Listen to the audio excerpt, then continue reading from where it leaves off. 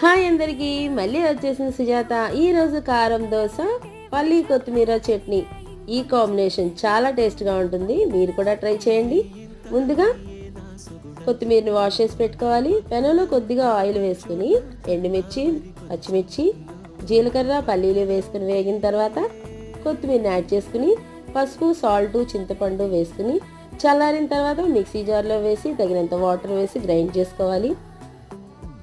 ఇంగువ, మినపప్పు, ఆవాలు, కరివేపాకు, ఎండుమిర్చి వేసుకుని పోపు యాడ్ చేసుకోవాలి చట్నీలో.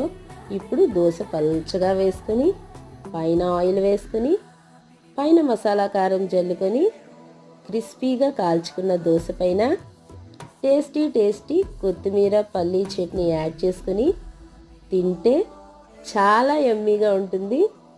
నచ్చితే మీరు కూడా ట్రై చేసి ఒక లైక్ ఇచ్చి ఒక కామెంట్ చేయండి.